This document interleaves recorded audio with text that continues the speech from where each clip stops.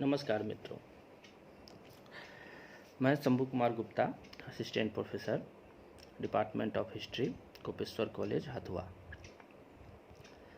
आज प्रथम विश्व युद्ध के कारणों पर चर्चा करता हूँ। प्रथम विश्व युद्ध 1914 से 1918 ईस्वी तक लड़ा गया। इसके कई कारण थे। एक तात्कालिक कारण थे तथा अन्य मुख्य कारण थे। मुख्य कारणों में सबसे पहला उपनिवेशवाद की नीति। उपनिवेशवाद का अर्थ है अपने आर्थिक हितों के लिए दूसरे देशों पर आक्रमण कर उसको अपने अधिकार में लाना। भौगोलिक खोज जब प्रारंभ हुई थी तब से यह नीति चली आ रही थी। यह युद्ध को प्रेरित करने वाली नीति है। यह प्रथम विश्व युद्ध में भी दिखता है, जब इंग्लैंड और फ्रांस जैसे देश अधिकार कर रहे थे अफ्रीका और एशिया जैसे देशों पर, तो यूरोप में भी इटली और जर्मनी का एकीकरण हुआ और एकीकरण के बाद वो देश शक्तिशाली हुए और उन लोगों ने भी अपना उपनिवेश बनाने का प्रयास किया। यह युद्ध को प्रेरित करने वाले कार्य थे। दूसरे कारणों में हम औद्योगिक क्रांति की नीति को ठहरा सकते हैं। औद्योगिक क्रांति, जैसा कि आपको पता ही है कि 18वीं शताब्दी में इंग्लैंड में शुरुआत हुई थी, लेकिन इंग्लैंड तो काफ़ी छोटा देश है, उसकी जनसंख्या भी कम है, तो उसे अपने माल को बेचने के लिए जो है अन्य देशों की आवश्यकता थी और अन्य देशों में माल को आसानी से बेचने के लिए उस पर अधिकार होना आवश्यकता था। उसी नीतियों के कारण इंग्लैंड ने अपने उपनिवेश बनाने का प्रयास किया, जिसे आगे के कई और यूरोपीय फ्रांस, इटली, जर्मनी जैसे लोगों ने भी कार्य इस पर किए। इसके बाद जो हम अगला कारण देख सकते हैं कि गुप्त संधियां और कूटनीतिक, यह किसी भी देश का अपना एक अपने हित का काम होता है। लेकिन उस समय क्या परिस्थितियां थी? जब जर्मनी में चांसलर है बिस्मार्क, वो एकीकरण जब कर रहे थे तो फ्रांस का जो है लॉरेन और अल्सेस क्षेत्र को उन्होंने छीन लिया। ये आपको कोयला लोहा का काफ़ी रिच क्षेत्र है, तो निश्चित रूप से आगे भविष्य में फ्रांस इसके लिए प्रयास करता कि पुनः वह क्षेत्र उन्हें वापस मिल जाए। जर्मनी को भी ये चीज़ पता था, इसलिए जर्मनी ने 1879 ईस्वी में गुप्त संधियां की। उसने गुप्त संधियों के तहत ऑस्ट्रिया के साथ यह संधि की और 1882 ईस्वी में इटली भी जुड़ गया। इस संधि को त्रिगुट कहा जाता है, या अंग्रेजी में कहे तो ट्रिपल अलायंस। तो निश्चित रूप से यह यूरोपीय व्यवस्था के लिए एक अच्छी चीज़ नहीं थी। इसको बैलेंस करने के लिए 1907 ईस्वी में इंग्लैंड ने भी जो है रूस के साथ एक संधि कर ली, जिसे त्रिदेशीय संधि का नाम दिया गया। फ्रांस, इंग्लैंड और रूस, ये दोनों शक्तिशाली गुट हमेशा लड़ने के लिए तत्पर थे। अगला जो कारण है वो है शस्त्रीकरण। ये त्रिगुट बनने के कारण और औपनिवेशिक व्यवस्था को बनाने के कारण हथियारों की आवश्यकता थी, तो सभी देश हथियार बनाने की होड़ लगा दी, जिसके कारण हथियारों ने भी युद्ध को प्रोत्साहित करने का प्रयास किया। उग्र राष्ट्रवाद, जब फ्रांस की राज्य क्रांति हुई 1789 ईस्वी में, उसके बाद जो राष्ट्रीय भावना जो है जागृत हुई, जर्मनी और इटली के जो एकीकरण हुए उसमें भी यही राष्ट्रवाद का जो है प्रभाव था। लोग राष्ट्रवाद मतलब राष्ट्र सबसे प्रमुख और उसके प्रेरित से ही कोई कार्य करना, वो एकता को प्रदर्शित करता है। तो धर्म के नाम पर, जाति के नाम पर, संस्कृति के नाम पर, भाषा के नाम पर सब अपने अपने क्षेत्रों का विस्तार करने लगे।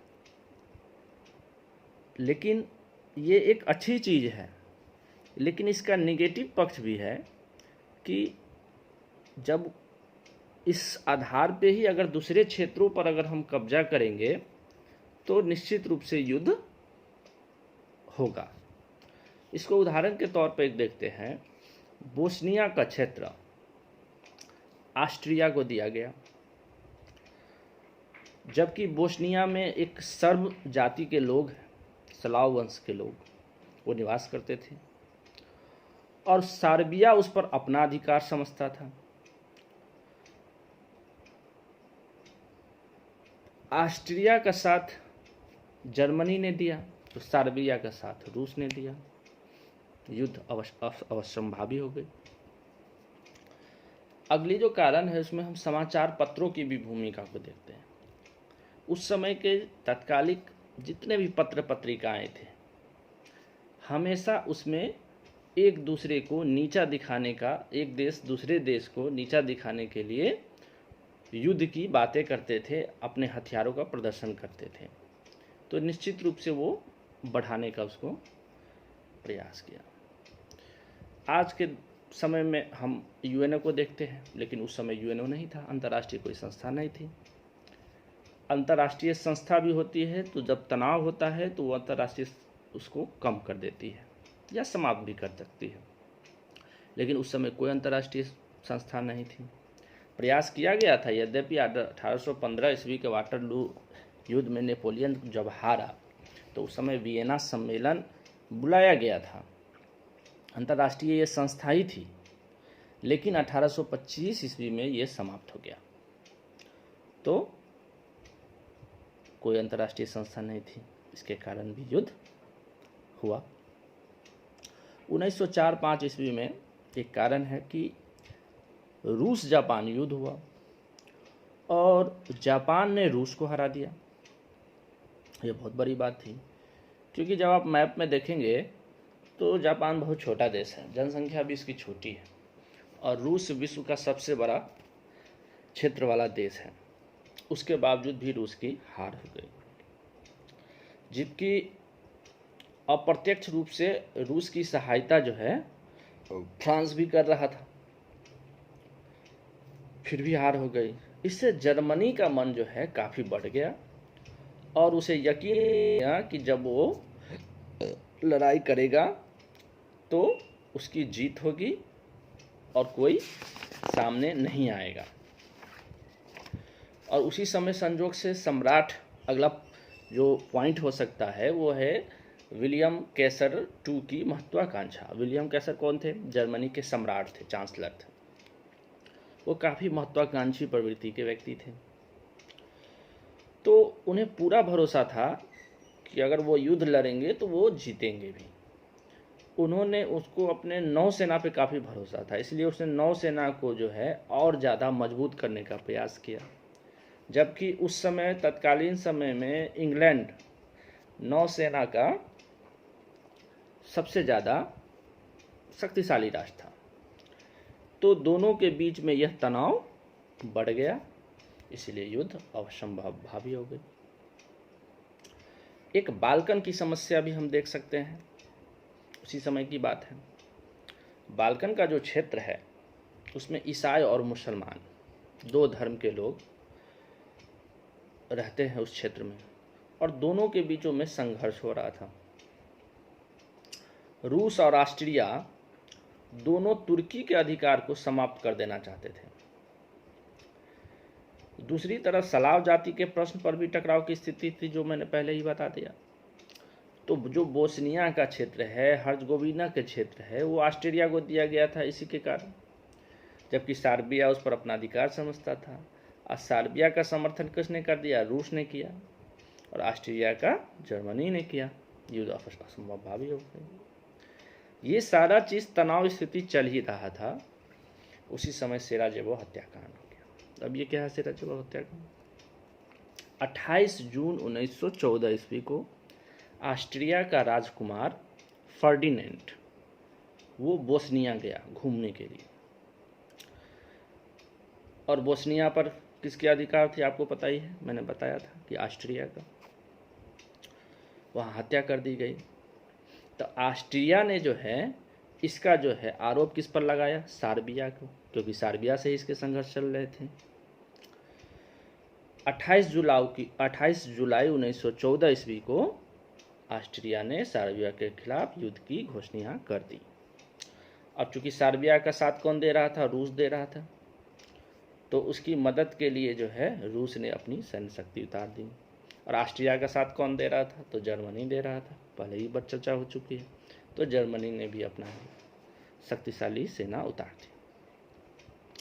ये जो युद्ध है ये विश्व युद्ध का मुख्य तात्कालिक कारण बन गया। बाद में जर्मनी द्वारा बेल्जियम पर भी आक्रमण किया गया, और बेल्जियम पर इंग्लैंड का अपना आधिपत्य चल रहा था, तो इंग्लैंड भी इसमें सम्मिलित हो गया। 1917 ईस्वी में जो है जर्मनी ने जो है अमेरिका के एक जहाज़ को डुबो दिया, तो अमेरिका भी इसमें सम्मिलित हो गया। इस प्रकार हम देखते हैं कि यूरोप, एशिया और अफ्रीका सारे लोग इसमें सम्मिलित हो गए। भारत भी इसमें सम्मिलित हो गया, लेकिन भारत पे चूंकि इंग्लैंड का अधिकार था और इंग्लैंड इस युद्ध में सम्मिलित हो गया हुआ था, तो ऑटोमेटिक जो है भारत भी इसमें सम्मिलित हो गया था। चूंकि ये सारे क्षेत्र में, सारे महाद्वीपों में लगभग लड़े गए, इसलिए ये विश्व युद्ध के नाम से जाने जाते हैं। चूँकि इतिहास में ये पहली दफ़ा हुआ था, इसलिए ये प्रथम युद्ध है। तो प्रथम युद्ध के कारणों में इसी की चर्चा करते हुए हमें इसको समाप्त करना है। ठीक है, धन्यवाद।